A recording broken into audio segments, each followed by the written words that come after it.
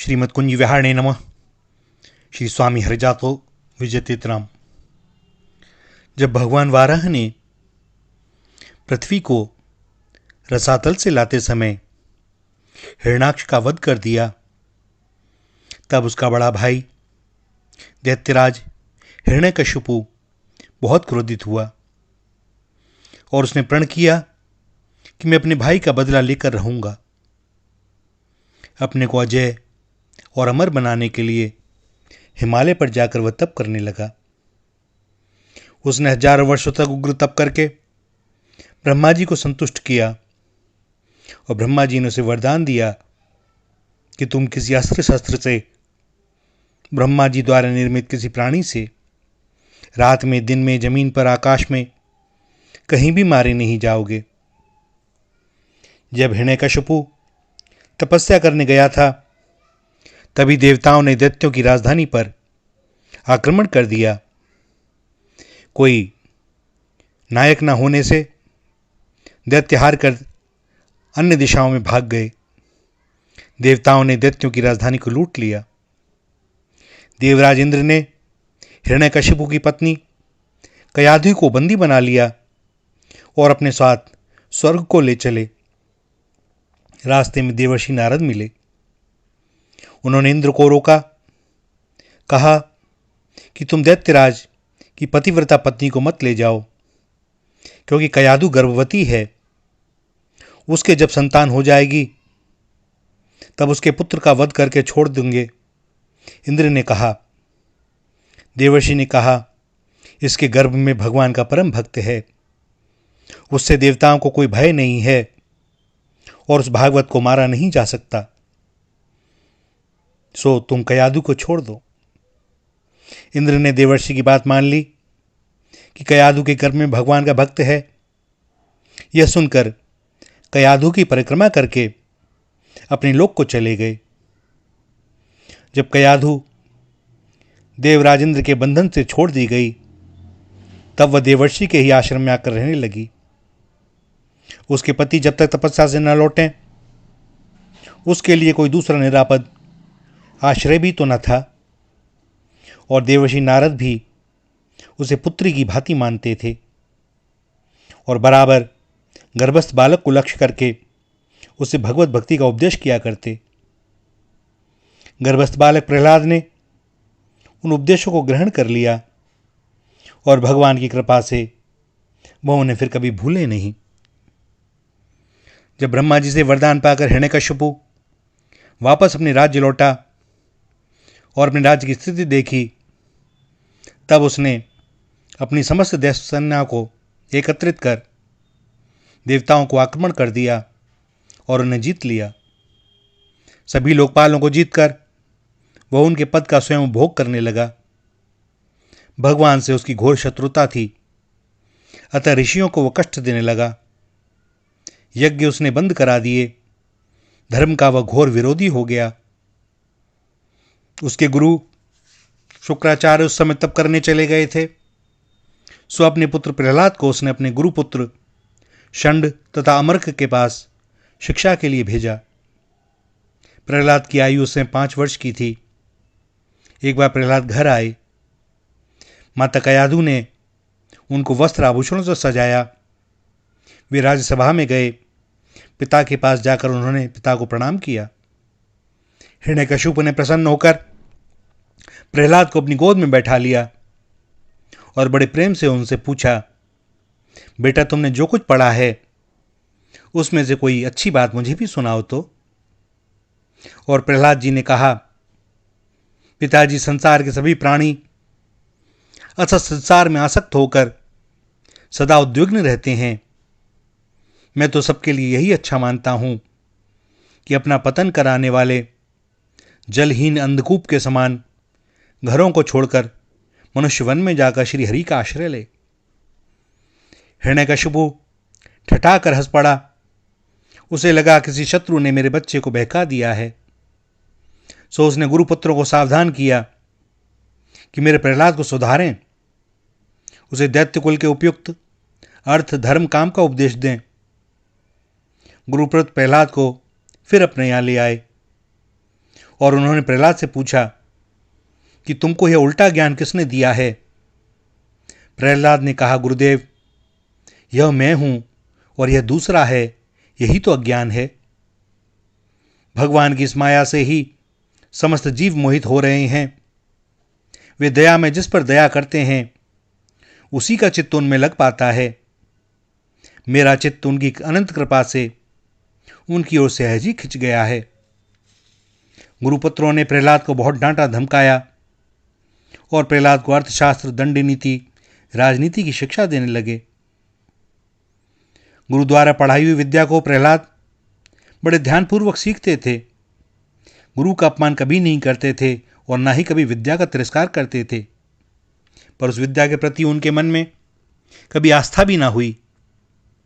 गुरुपुत्रों ने जब भली भांति समझ लिया कि प्रहलाद अब सब कुछ सीख गए हैं, तब पुनः दैत्यराज के पास ले गए। हिरण्यकशिपु ने अपने विनयी पुत्र को बड़े प्रेम से गोद में बैठाकर फिर पूछा, बताओ बेटा, तुम अपनी समझ से उत्तम ज्ञान किसे मानते हो?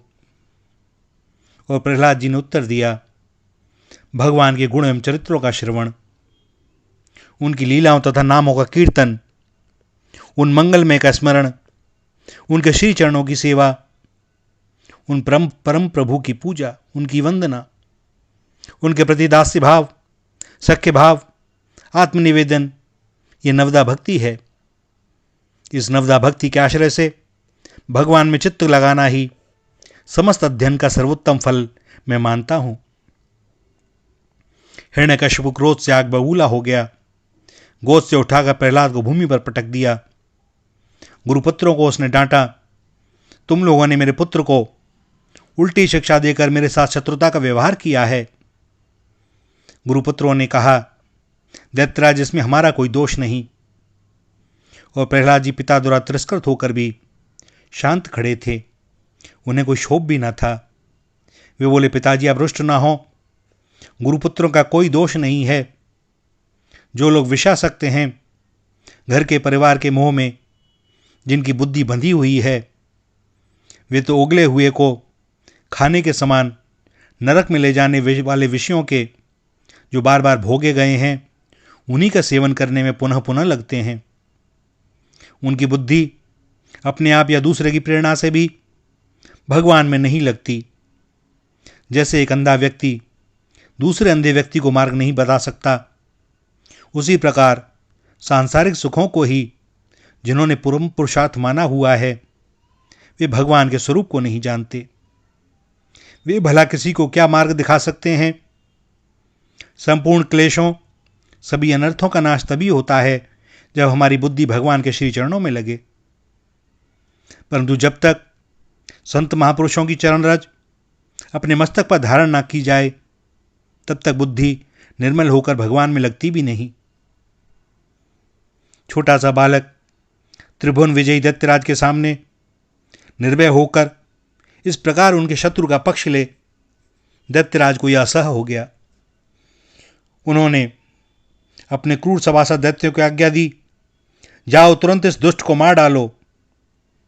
असुर भाले, त्रिशूल, तलवार आदि साथ लेकर मारो काटो कहने लगे और 5 वर्ष के बालक पर टूट पड़े। प्रहलाद निर्भय खड़े रहे।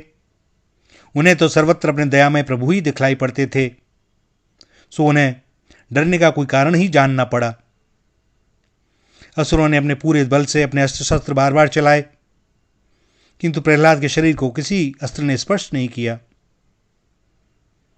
उनके देह से कुछ दूर ही वे हथियार टुकड़े टुकड़े हो जाते थे। हिरण्यकशिपु को बड़ा आश्चर्य हुआ। उसने सोचा, न जाने इसने कौन सी इंद्रजालिक विद्या सीख ली है। सो उसने प्रहलाद को मारने का स्वयं निश्चय किया। अनेक उपाय करने लगा। मतवाले हाथी के सामने हाथ पैर बांधकर प्रहलाद को डाल दिया गया, पर हाथी ने उन्हें सूंड से उठाकर मस्तक पर बैठा लिया। प्रहलाद को कोठरी में बंद कर भयंकर सर्प छोड़ दिए गए, पर वे सर्प प्रहलाद के पास पहुंचकर एकदम शांत हो गए। जंगली सिंह को जब वहां छोड़ा गया, तब वह पालतू कुत्ते के समान पूंछ हिलाकर प्रहलाद के पास जा बैठा।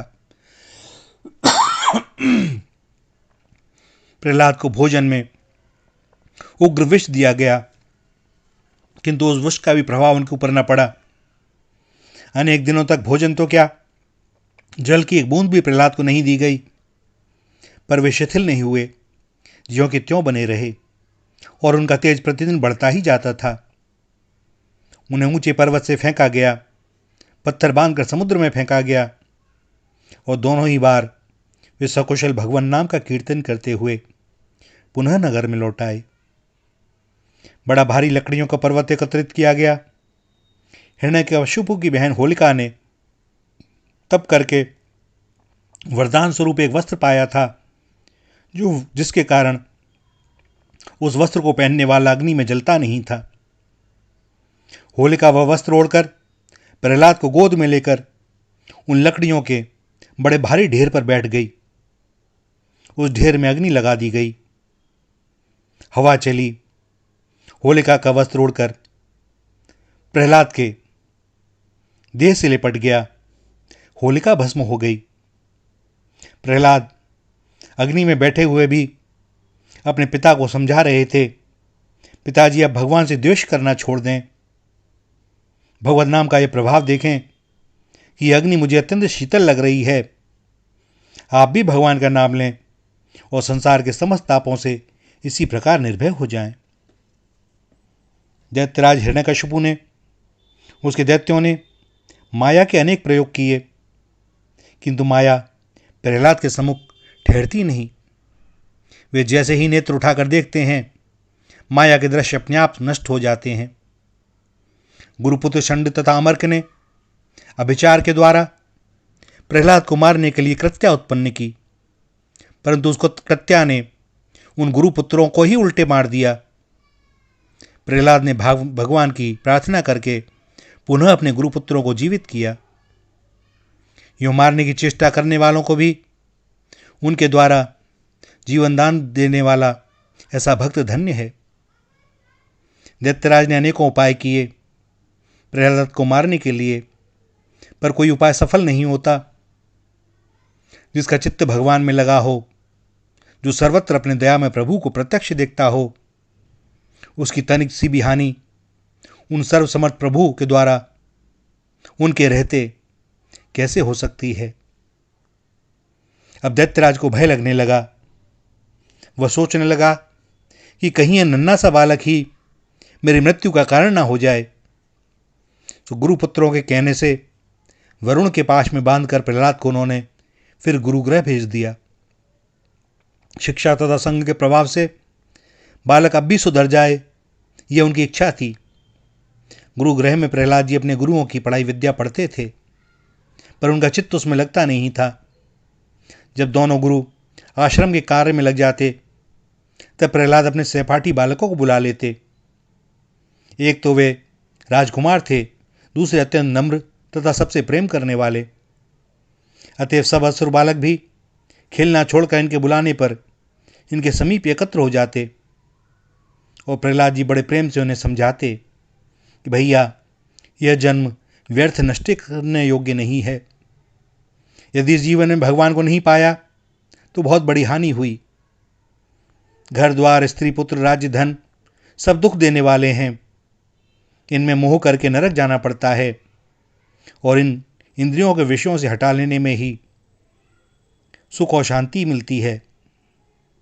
भगवान को पाने का साधन सबसे अच्छे रूप में इस कुमारावस्था में ही हो सकता है।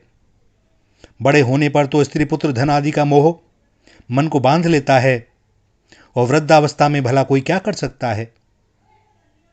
भगवान को पाने में कोई ज़्यादा परिश्रम भी नहीं है। वे तो हम सबके हृदय में ही रहते हैं। सब प्राणियों में ही भगवान हैं। अतः किसी प्राणी को कष्ट नहीं देना चाहिए और अपने मन को सदा भगवान में ही लगाए रहना चाहिए। सीधे साधे सरल चित्त दैत्य बालकों पर प्रहलाद जी के उपदेश का बड़ा प्रभाव पड़ता था और बार बार सुनते रहने से वे उस उपदेश पर चलने का प्रयत्न करने लगे। शुक्राचार्य के पुत्रों ने यह सब देखा तो उन्हें बड़ा भय हुआ। उन्होंने प्रहलाद को दैत्यराज के पास ले जाकर सारी बातें बतलाईं। अब हिरण्यकशिपु ने अपने हाथ से ही प्रहलाद को मारने का निश्चय किया। क्रोधित होकर उसने गरज कर पूछा, अरे मूर्ख, तू किसके बल पर मेरा बराबर तिरस्कार करता है? मैं स्वयं तेरा वध करूंगा। कहाँ है तेरा वह सहायक? वह अब आकर तुझे बचाए तो मैं देखूं। प्रहलाद जी ने नम्रता से उत्तर दिया, पिताजी आप क्रोध ना करें। सबका बल उस एक निखिल शक्ति सिंधु के सहारे ही है। मैं आपका कोई तिरस्कार नहीं करता। संसार में जीव का कोई शत्रु है तो उसका अनियंत्रित मन है। उत्पत्तिगामी मन को छोड़कर दूसरा कोई किसी का शत्रु नहीं। भगवान तो सब कहीं हैं। वे मुझ में हैं, आप में हैं, आपके हाथ के इस खड़ग में हैं, इस खंबे में हैं, सर्वत्र हैं। क्या कहा? वह इस खंबे में भी हैं? हिरण्यकशिपु ने प्रहलाद की बात पूरी नहीं होने दी। उसने सिंहासन से उठकर बड़े वेग से एक घूंसा खंबे पर मारा और घूंसे के शब्द के साथ ही एक महाभयंकर दूसरा शब्द हुआ, मानो सारा ब्रह्मांड फट गया हो। सब लोग भयभीत हो गए। हिरण्यकशिपु भी इधर उधर देखने लगा। उसने देखा वह खंबा बीच में से फट गया है और उससे मनुष्य के शरीर एवं सिंह के मुख की एक अद्भुत भयंकर आकृति प्रकट हो रही है। भगवान नरसिंह के प्रचंड तेज से मानो दिशाएं जल रही थीं। वे बार बार गर्जन कर रहे थे। दैत्यराज हिरण्यकशिपु ने बहुत उछल कूद की, किंतु भगवान नरसिंह ने उसे पकड़ लिया और राजसभा के द्वार पर ले जाकर अपनी जंघा पर रखकर नखों से उसका हृदय विदीर्ण कर दिया। दैत्यराज हिरण्यकशिपु मारा गया, किंतु भगवान नरसिंह का क्रोध शांत नहीं हुआ। वे बार बार गर्जना कर रहे थे। ब्रह्मा जी, शंकर और दूसरे सभी देवताओं ने दूर से ही उनकी स्तुति की। नरसिंह के पास आने का साहस तो भगवती लक्ष्मी भी ना कर सकी। वे भी भगवान का वह विकराल क्रुद्ध रूप देखकर डर गईं। अंत में ब्रह्मा जी ने प्रहलाद को नरसिंह भगवान को शांत करने के लिए उनके पास भेजा। भक्त प्रहलाद निर्भय होकर भगवान के पास जाकर उनके शीर चरणों में गिर गए। भगवान नरसिंह ने स्नेह से उठाकर अपनी गोद में बैठा लिया। वे बार बार अपनी जीभ से प्रहलाद को चाटते हुए कहने लगे, बेटा प्रहलाद, मुझे आने में बहुत देर हो गई। तुझे बहुत कष्ट सहने पड़े। तू मुझे क्षमा कर दे। प्रहलाद जी का कंठ भर गया। आज त्रिभुवन के स्वामी उनके मस्तक पर अपना अभय कर रखकर उन्हें स्नेह से चाट रहे थे। प्रहलाद जी धीरे से उठे। उन्होंने दोनों हाथ जोड़कर भगवान नरसिंह की स्तुति की। बड़े भक्ति भाव से भगवान का गुणगान किया। भगवान ने भक्त प्रहलाद से वर मांगने को कहा और प्रहलाद जी बोले, प्रभु, आप वरदान देने की बात करके मेरी परीक्षा क्यों लेते हैं? जो सेवक स्वामी से अपनी सेवा का पुरस्कार चाहता है वह तो सेवक नहीं, व्यापारी है। आप तो मेरे उदार स्वामी हैं। आपको सेवा की कोई अपेक्षा नहीं है और मुझे भी सेवा का कोई पुरस्कार नहीं चाहिए। हे मेरे नाथ, यदि आप मुझे शुद्ध वरदान ही देना चाहते हैं तो मैं आपसे यही मांगता हूं कि मेरे हृदय में कभी कोई कामना ही ना उठे। और फिर प्रहलाद जी ने भगवान से प्रार्थना की, हे नाथ, मेरे पिता आपकी और आपके भक्त मेरी निंदा करते थे, वे इस पाप से छूट जाएं। भगवान ने कहा, प्रहलाद, जिस कुल में मेरा भक्त होता है वह पूरा कुल पवित्र हो जाता है। तुम जिसके पुत्र हो वह तो परम पवित्र हो चुका। तुम्हारे पिता तो 21 पीढ़ियों के साथ पवित्र हो चुके।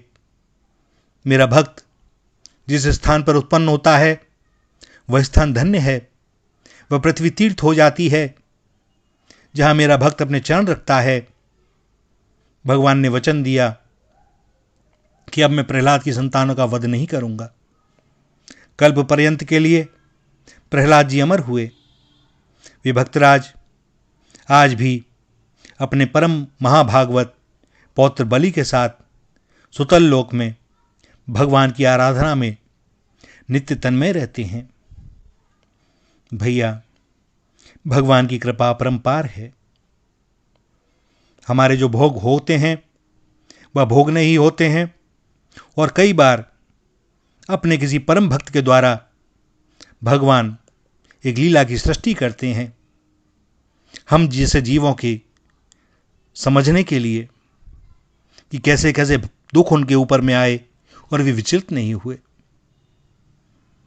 भैया, एक बात यह दास हाथ जोड़ के सबसे कहता है, लोग कहते हैं कि जो भगवान की ओर लगते हैं, भगवान की भक्ति करते हैं, उन पर चारों ओर से विपत्तियां टूट पड़ती हैं, और जो भगवान से दूर रहते हैं अथवा भक्त होने का दिखावा करते हैं, वे बड़ा ही आनंदपूर्ण वैभवपूर्ण सुखमय जीवन व्यतीत करते हैं। दास हाथ जोड़कर यही कहता है उनसे कि भैया, यदि आपने विद्यालय में एडमिशन लिया है और आप पढ़ना चाहते हैं तो भैया आपकी परीक्षा होगी ही। हर महीने होगी, त्रैमासिक होगी, छमाही होगी, वार्षिक होगी। आप उत्तीर्ण होंगे, फिर दूसरी कक्षा में जाएंगे, फिर परीक्षा होगी।